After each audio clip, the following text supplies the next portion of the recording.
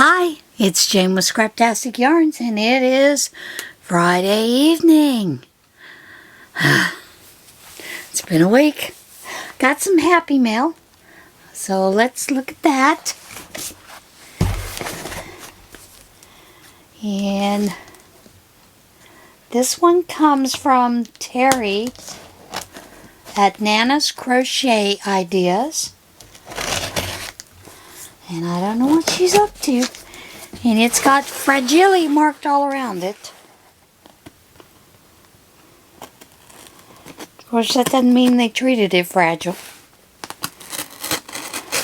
I know my post office. Actually, it's the guys in Harrisburg. They tend to be rough with a lot of things. Our mail used to go through Williamsport. And Williamsport actually had an accuracy rate of 97%, but they closed that area and switched it over to Harrisburg, which has like a 43% accuracy rate. Look, it's a little llama card. Aww. Happy birthday, Jane. Sorry it's late. Skipping days on Facebook. You miss so much. That's true, you do. Trust me. I'm like, I don't know, about 90 videos way past. Hope my day was as special as I am. Thank you, Terry. And I have no idea what's in here. Oh!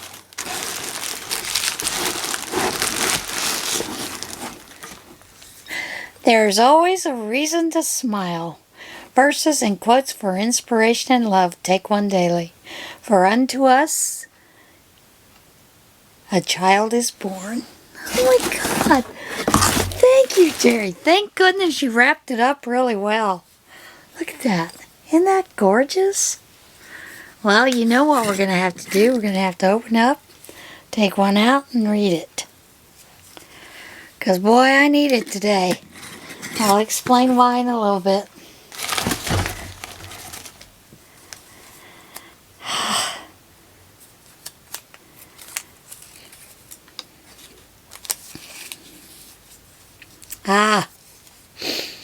I am sure about this. The one who started a good work in you will stay with you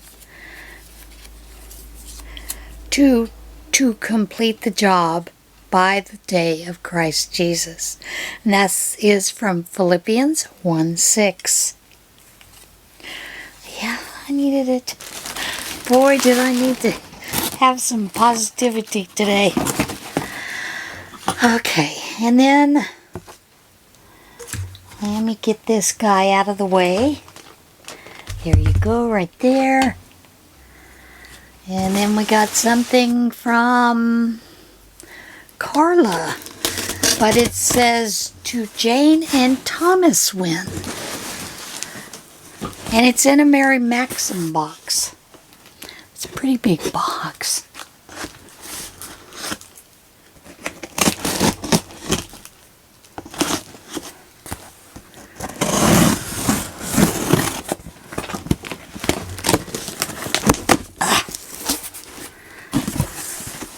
And it smells delicious. Oh my goodness.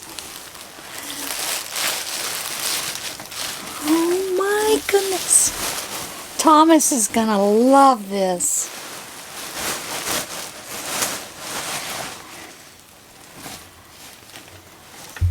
It's a big, beautiful, beautiful blanket.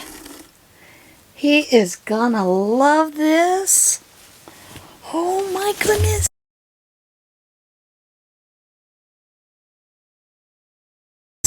It's huge, guys. Oh, there's a card. Didn't see the card. Got to see Thomas's first. At least I'm pretty sure that's Thomas's. This other looks like it might be a shawl. And, you know, guys don't normally like to wear shawls. Although I do have a gentleman that does wear shawls.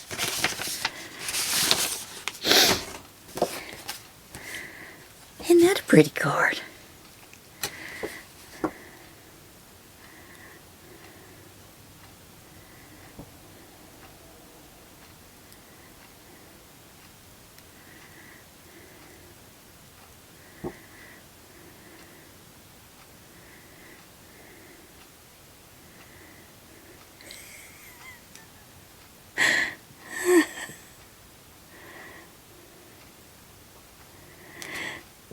Thank you. Thank you, thank you, thank you, Carla. Really appreciate it. Now the little metal box told me to open in private, so I will do that.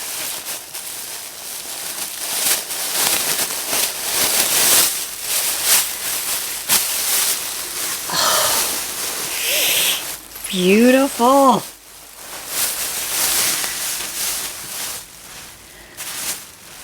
This is stunning. This is one of those shawl gowns, a lot of people call them. And let me tell you, this is going with me to the hospital tomorrow. About 2:30 in the afternoon, the rooms get bizarrely cold up there. And of course, I'm sitting where the vent's blowing right on me. And you can't change where you're sitting because it's crazy. Oh, and it smells delicious too. Oh, thank you so much, Carla. Thank you. I'm not gonna cry. I'm gonna cry. Sorry, guys. You guys are wonderful. Thank you.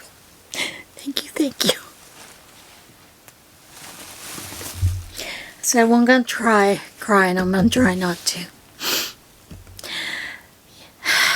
Thursday, Thomas was supposed to go to a rehab facility. But Wednesday night, he started throwing up and having a hard time keeping anything down. Very nauseous and began to bloat up again. So they did an x-ray, and it looks like he has a small bowel obstruction. So, of course, yesterday morning, by the time they got all the results from the test and everything, they put an NG tube, which goes down through your nose, back of your throat, into your stomach, to pump out all that stuff. And of course, he hasn't had a bowel movement, you know, because of it. But he's also been having some issues with his electrolytes. They're all over the place. So he's been getting potassium. His potassium is, no, he's not getting potassium. His potassium is high, so they're giving him massive doses of Lasix to help pull that off.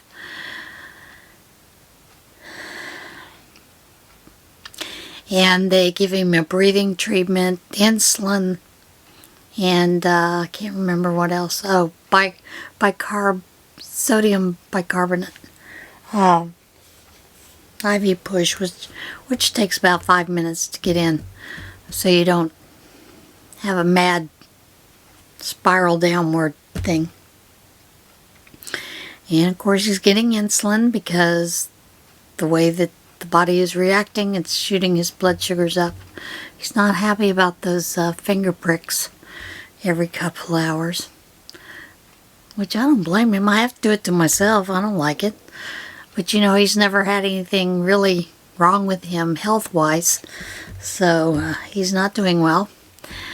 We've had to cancel the rehab. Doesn't look like he will be out of the hospital till maybe Tuesday, Wednesday, and that's if they don't have to do surgery to remove that bowel obstruction, and they're not real sure what that is. I think I told you that the cancer is now in the stomach lining, but he's continually over 3 days having fluids build up in the abdomen. So he is most likely going to have a catheter put in place so that home health nurses can come and draw that off every few days. That is a result of the cancer when it moves into the liver and into the stomach, those kind of things. It's killing good cells and bad cells, but creating more bad cells than good cells. And what happens is that fluid gets thrown off into the body. And of course, first place it goes is to your feet and legs. Then after that, it starts building up in your lungs and building up in your stomach. So that's kind of what's going on with him.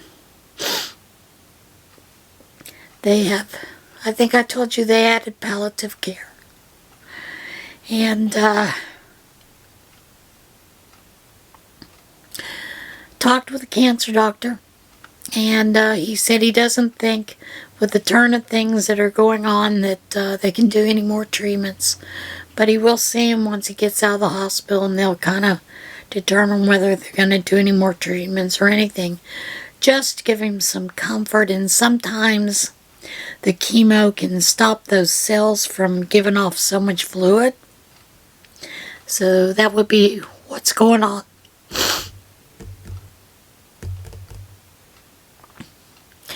So it looks like it's pretty close to the end. And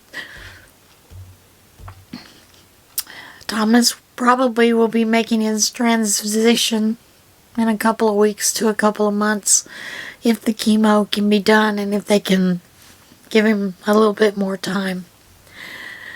So that's kind of where we're at right now. I don't want to cry.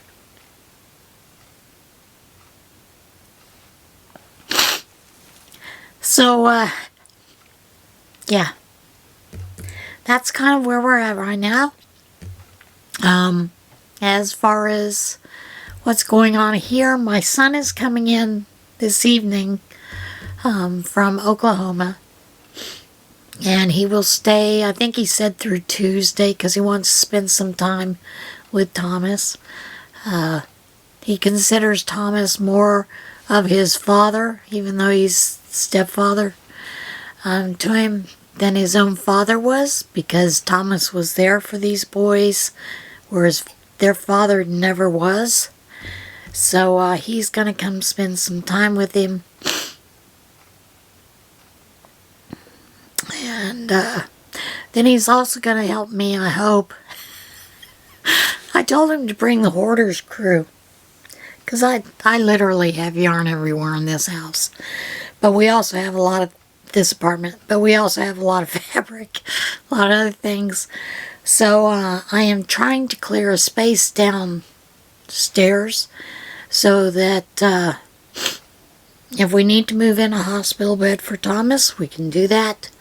And I told the boy to be prepared to work. Well, he's not a boy. He's like 41, 42. But, you know, told him to be prepared to work. And because we have a lot of things that I need to get moved. Luckily, most of them are very light because it's yarn. I have been going through things, getting rid of things that we have not used in the past 5 to 7 years.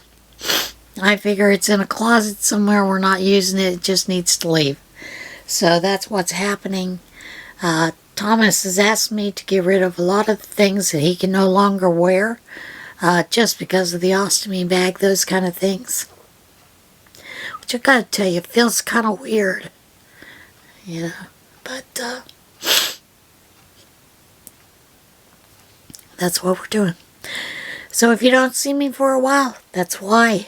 Because we're doing a lot of transitioning and those kind of things. Alright, guys. As you know, you gotta remember, choose kindness. Always choose kindness. I will tell you, last night he got a roommate that, man, this guy, I don't know how he walked away with what he walked away with. He was in his car at a light and stopped, and a woman T-boned him. And he woke up with he wound up knocking him into a ditch, flipping it, Took him over an hour and a half to get him out of the ditch, out of the car. He'd broken his back in 4 or 5 places. No, 3 or 4 places. And still doesn't have a lot of feeling in some of the toes. And so if you would, throw up a few prayers for Jamie. He's going to be going to rehab Monday. But he wound up with a broken back, and the only other thing was he had a little scratch on his hand. Nothing else. So I guess he was lucky, you know. But if that's luck, I don't know if it is or not. But anyway, please say a prayer for Jamie as well, because I know that his family would appreciate it. And I will see you again soon, I hope. I hope I'll have some time to do some filming, but we'll see. All right, everybody. See you again soon. Bye.